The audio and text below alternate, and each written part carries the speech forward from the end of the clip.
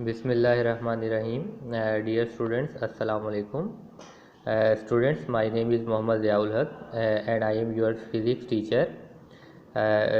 Students, today we will start chapter number 14.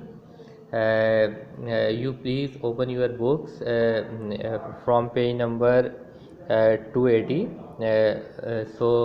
It is chapter number 14. Then the name of chapter number 14 is refraction of light and optical instruments. Actually, in this chapter we will see what is refraction of light and some optical instruments, which includes simple microscope, compound microscope, telescope, etc. We will also discuss these optical instruments in this chapter. Start our today's lecture. तो students, आज का lecture start करते हैं। तो देखें students, इस chapter के introduction में कुछ जो है वो रिफ्रैक्शन ऑफ लाइट का हमें बैकग्राउंड दिया गया है, और इस बैकग्राउंड को कुछ इस तरह से दिया गया है कि कुछ इंटरेस्टिंग क्वेश्चंस हमसे पूछे गए हैं कि जैसे कि क्या आपने कभी सोचा है या आपको मालूम है कि एक स्ट्रेट स्टिक जो है, एक स्ट्रेट सीधी छड़ी, अगर आप उसको जो है वो पानी में एक एंगल से डिप करें तो आपको बेंड नज़र आती है। ऐसा क्यों होता है? ठीक है, हमें सितारे जो हैं वो जगमगाते हुए क्यों नज़र आते हैं? ठीक है, या जो है वो सूरज ग़रूब होने के कुछ देर बाद तक या सूरज तलू होने से जो है वो कुछ देर पहले ही सूरज की रोशनी हमें नज़र आना क्यों शुरू हो जाती है? तो देखें, ये कुछ क्वेश्चंस हैं बड़े इंटरेस्टिंग जो यहाँ पे हमसे पूछे गए हैं, और एक्चुअली ये क्वेश्चन इसलिए पूछे गए हैं कि इनका ताल्लुक जो है वो रिफ्रैक्शन ऑफ लाइट से है, जो कि हमारा आज का टॉपिक भी होगा। देखें स्टूडेंट्स, एक्चुअली जो है यहाँ पे जब लाइट एक ट्रांसपेरेंट मीडियम से दूसरे ट्रांसपेरेंट मीडियम में दाखिल होती है तो एक्चुअली लाइट जो है उसकी डायरेक्शन चेंज होती है। ठीक है, और डायरेक्शन चेंज होने की वजह से जो है ये जो ऊपर क्वेश्चंस पूछे गए हैं इस तरह से रोनुमा होता है। ठीक है, तो स्टूडेंट्स, ये छोटा सा इंट्रोडक्शन हमने देखा है इस चैप्टर का। तो अब हम थोड़ा सा डिटेल में रिफ्रैक्शन ऑफ लाइट को देखेंगे। देखें, एक्चुअली जैसा कि अब हम ऑलरेडी पढ़ चुके हैं कि जब रे ऑफ लाइट जो है एक मीडियम से, एक ट्रांसपेरेंट मीडियम से दूसरे ट्रांसपेरेंट मीडियम में ऑब्लिकली इंटर होती है। ऑब्लिकली मीन कि तिरछेपन से इंटर होती है। तो स्टूडेंट्स, ना सिर्फ उसकी डायरेक्शन में तब्दीली वाक़या होती है, ना सिर्फ उसकी डायरेक्शन चेंज होती है, बल्कि उसकी वेलोसिटी भी तब्दील होती है। ठीक है, तो इस फेनोमेना को जो है हम रिफ्रैक्शन ऑफ लाइट कहते हैं। तो स्टूडेंट्स, इसको यहाँ पे डिफ़ाइन भी किया गया है, इस तरह से हम डिफ़ाइन भी कर सकते हैं। हम कह सकते हैं the change of direction and velocity of light as it enters from one medium into another is known as refraction of light. ठीक है स्टूडेंट्स, यानी लाइट की डायरेक्शन और वेलोसिटी में तब्दीली वाक़या होना जब वो एक मीडियम से दूसरे मीडियम में इंटर होती है, तो इस फेनोमेना को हम रिफ्रैक्शन ऑफ लाइट कहते हैं। अच्छा स्टूडेंट्स, यहाँ पे देखें पेज नंबर 281 जो है, इस पे जो है वो फिगर 14.1 और फिगर 14.2 मौजूद है। इसमें जो है रिफ्रैक्शन के फेनोमेना को काफ़ी डिटेल में एक्सप्लेन किया गया है। देखें, यहाँ पे सबसे पहले आपको ये एक ए बी सरफेस नज़र आ रही है।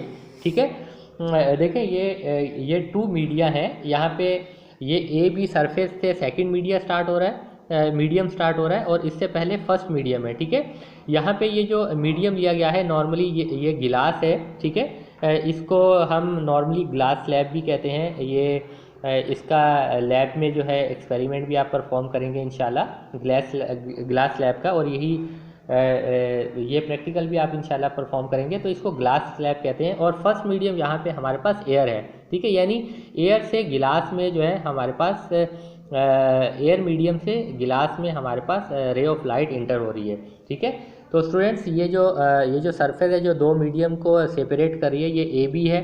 ठीक है, अब यहाँ पे देखें एक रे ऑफ लाइट है जो कि CO है, ये वाली CO रे ऑफ लाइट।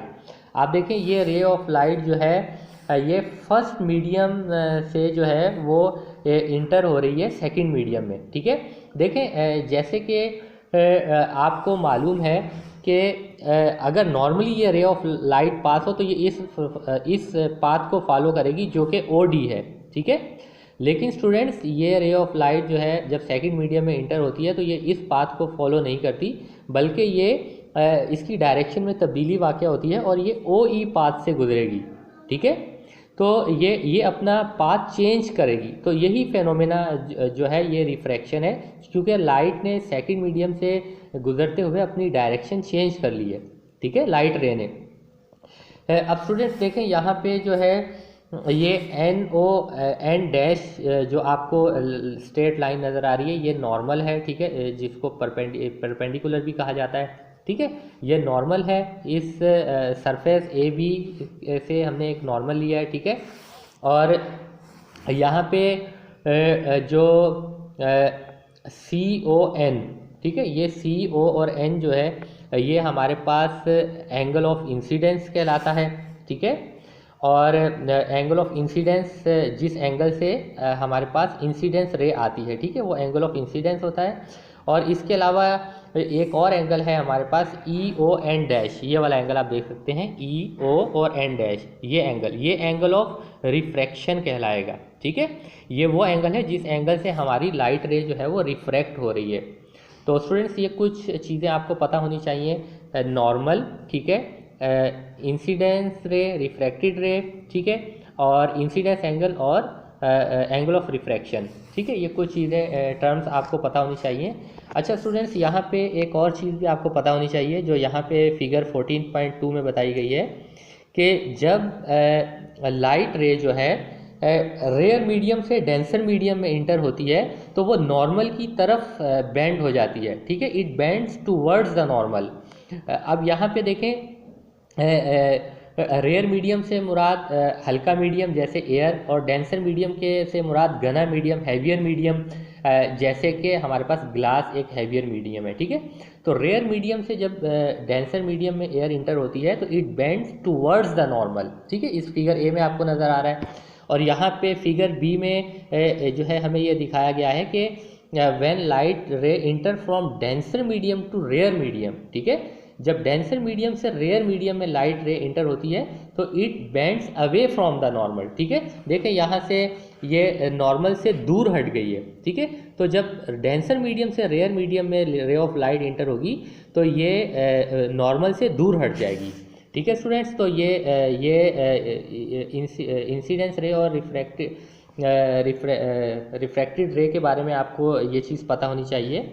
और इसके साथ साथ देखें स्टूडेंट्स जो रिफ्रैक्शन ऑफ लाइट जो है वो उसके 2 लॉज हैं, ठीक है, 2 लॉज को फॉलो करते हुए refraction of light take place होता है।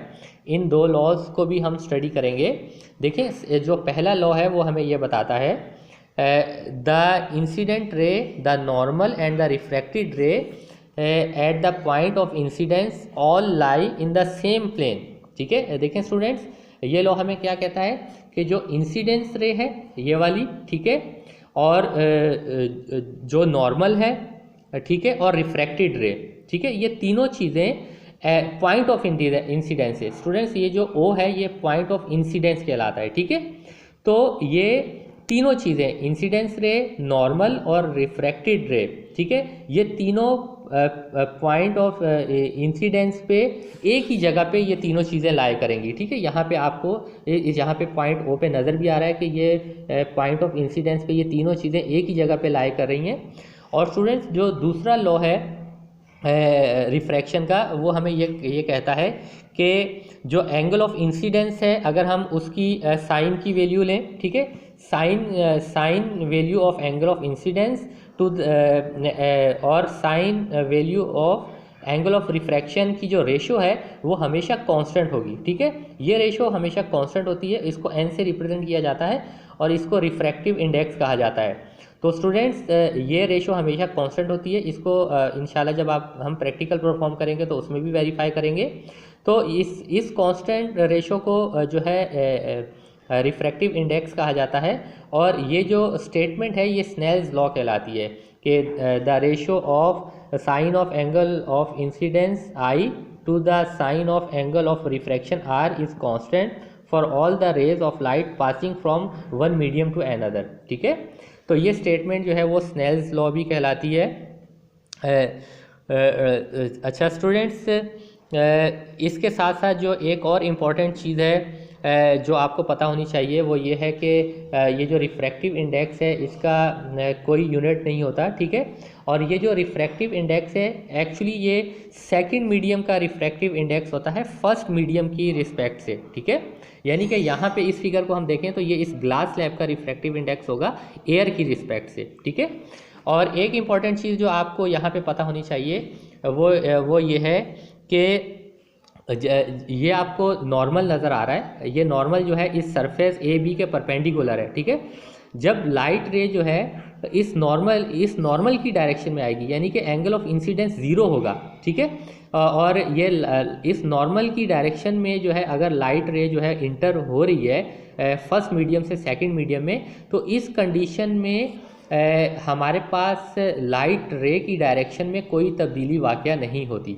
ठीक है, तो ये इम्पॉर्टेंट चीज़ है जो आपको पता होनी चाहिए, यानी कि नॉर्मल की डायरेक्शन में लाइट रे आ रही है, एंगल ऑफ इंसिडेंस ज़ीरो होगा, तो उस कंडीशन में फिर एंगल ऑफ रिफ्रैक्शन भी ज़ीरो होगा और लाइट की डायरेक्शन में कोई तब्दीली नहीं वाक़या होगी। तो स्टूडेंट्स आज का टॉपिक यहीं तक रखते हैं। ठीक है, रिफ्रैक्शन ऑफ लाइट को हमने डिस्कस किया है आज के टॉपिक में। ठीक है स्टूडेंट्स, अपना ख्याल रखिएगा। अल्लाह हाफिज़।